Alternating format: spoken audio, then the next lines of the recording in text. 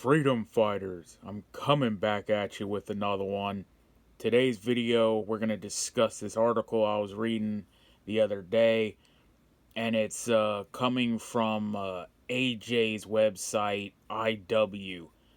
Usually I post or, put a link to the article in the description that I'm discussing, but due to the nature of this article and where it comes from, I probably can't because they'll further strike down the video anytime I link to this website, or you know how the tube is with anything to do with AJ.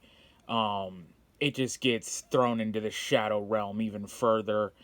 But if you want to look it up on your own, the title is Shocking. J6 Defendant Details Horrific Abuse and Corruption he suffered while prosecuted under the Biden regime. So yeah, we're going to kind of go through this and discuss what happened to this guy. I'm probably just going to go ahead and start reading from it. But here it goes. Journalist Sarah Fields on Saturday shared threads of the testimony of prisoner Michael Shane Daughtry, a former police officer and gunsmith who was put on house arrest by the Biden regime, had his civil rights violated despite never setting foot in the Capitol building on J6. I'm going to relay it the exact same way he wrote it. Just when you think the story can't get any crazier, it does. His story is one of full-on corruption, and he exposes names. Here is Daughtry's account below. He says, "Hi, my name is Michael Shane Daughtry, and this is my J6 story. I was a police officer with SWAT and sniper certifications for 20 plus years police experience and over 1,000 hours of training. I'm also a master gunsmith and I have a federal firearms license and gunsmithing business with over 10 years experience.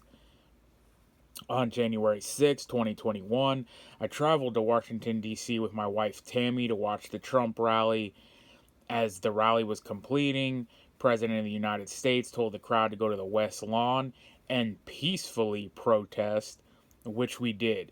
As we arrived at the West Lawn, the police officers removed the barricades, waved us onto the West Lawn. I had video of this, but the FBI later raided my home and confiscated this video. I never went into the Capitol, never damaged any property, but I did later observe people causing damage to the Capitol and took a few pictures of that, of these people returned to the motel room and returned home the next morning. On January 6th, I was charged with trespassing, or January 16th, I was charged with trespassing on the West Lawn, and due to my January 6th events, where the president had asked me to go there and the police moved the barricades. The FBI contacted me around midnight, asked me to turn myself in to federal marshals and appear at the federal courthouse by 9 a.m. the next morning. Upon arrival, I was advised by federal marshals that Pelham Police investigator Adam Lamb, Chief Rod Williams, and Chief McCormick turned me into the FBI after finding out I was in D.C. So, anyway, this is a pretty long article. I'm already a couple minutes in. I'm just going to kind of summarize this and kind of skip through it. But here you go. This SWAT officer and 20-year, gunsmithing and sniper school and all this stuff, experienced officer finds out first-handed, what the tyrants can do to him. And it's what I say all along, a lot of these patriots and a lot of these cops themselves don't understand when they're kicking doors, when they're part of the crew, when they're a part of the good old boy system, and they're kicking down doors, they're enforcing tyranny on we the people. It's all fun and games, and it's like, yeah, we got the power, we can do this stuff. Until it gets turned on them, and then they suddenly have a whole nother view of like, this is crazy what they did to me. So he goes in there and talks about, his firearms, business, and how they shut it down, all this stuff, revoked his FFL. Of course, they confiscated his firearms. He talks about that. He had multiple raids on his home. He said he had to swear and sign a affidavit saying that he didn't bury any money or firearms. He had no hidden, stashes or, safes in other locations, whatever. He had to, give up all of his weapons. And again, the don't tread on me 1776 Patriot, come and take it from my cold dead hands. Now, I don't know if he's ever said any of those things, but I guarantee you a lot of the people on J6, have said those things. And I talked about it recently in the video I said about Nick and Owen, getting their firearms confiscated. At that point, what do you do? And this is also a reason why I say they always tie in felonies to resistance, because they know, these people are the ones willing to resist. They've proven that they're not going to, stand up for it. And hey, these people have guns. We have to tie charges to them that remove firearms. And I mean, I can't even count how many countless times I've said, people just don't put it together, man. And the Patriot community is always back in the blue. And I say, well, you just wait till it happens to you.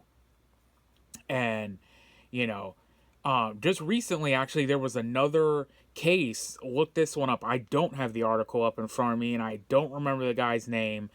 But there was another J6 prisoner who was pardoned by Trump. I think they were all pardoned, right?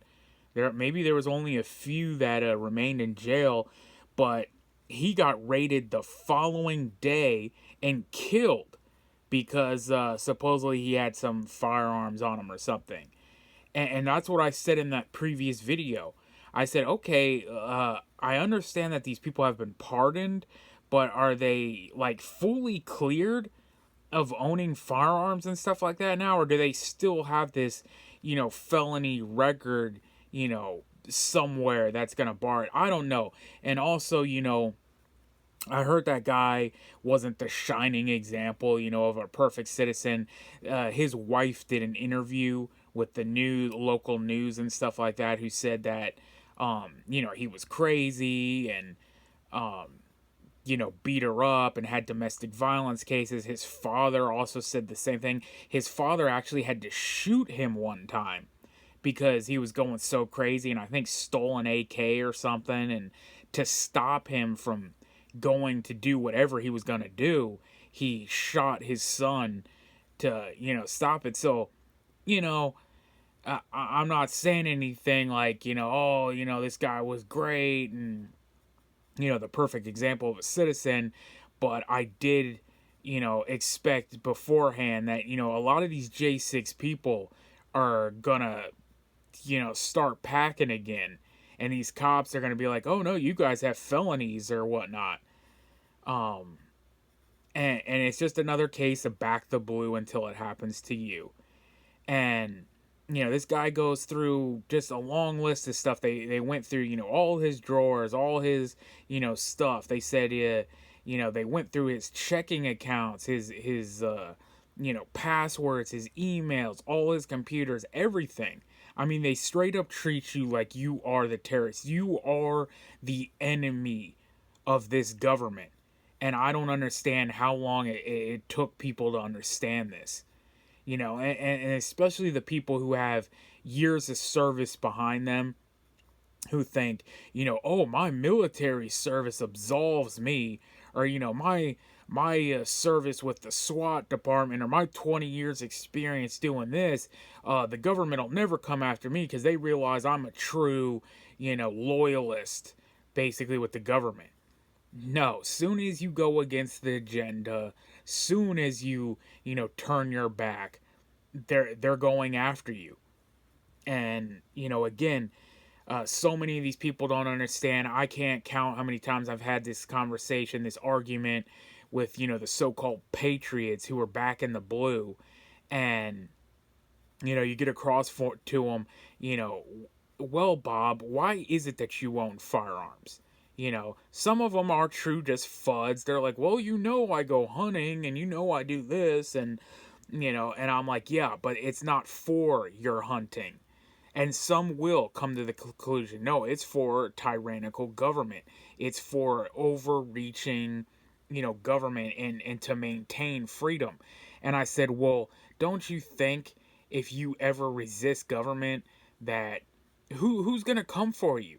Right? Like, who is the ones that are going to enforce? You think there's just some emperor out there, emperor with no clothes, that just says, I say you have to go do this or you do that, and would the people just obey? No, it's the king's men, the people in the robes or the armor or the badges or whoever is going out and enforcing that on the people that are the ones who do it forever, since the beginning of time. If you want to go, to Egypt, 200 AD, or Rome, or, the British Empire, the Redcoats, whatever, the people enforcing the laws, or the policing, system, or the standing armies, the military, whoever they were using to enforce the laws. And not saying that you could, because everyone says, oh, you just have to blanket hate the police or the military. No. You just always have to be suspicious and on guard, right? And who was the one that said that? Like, we have to remain ever vigilant, because, our freedom is just, a hair away from being lost at all times. And your government can switch at any point, and that's what the Second Amendment is put in, place for. So anyway, man, I just wanted to bring this to you. Another discussion on, all this craziness that's going on in the world that we face. So let me know your guys' opinion on this. And if you're one of these people, man, still back in the blue, and, even now that Trump is in, you're like, oh, well, he's going to fix it. Kash Patel, all these people, man, I really hope that they, weed this system out and, essentially destroy it. Because if they just do a couple firings here and there, and, it's all just going to come back together and reform soon as they're out of office. We need permanent solutions.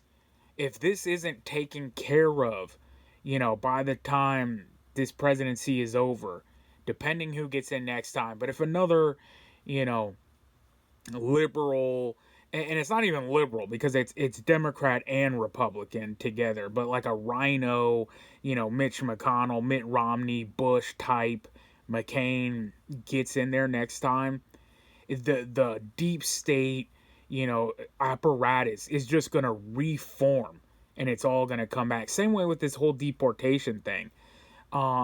We can spend trillions of dollars doing the deportations. If there's no wall, if there's no permanent physical structure in place, when they get back in, it's all just going to happen again.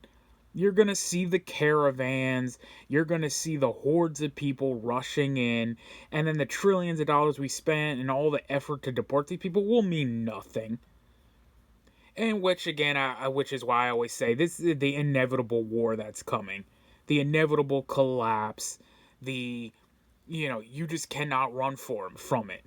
It's coming. So, on that note, man, you know what it is. We are on our own. Nobody's coming to save us.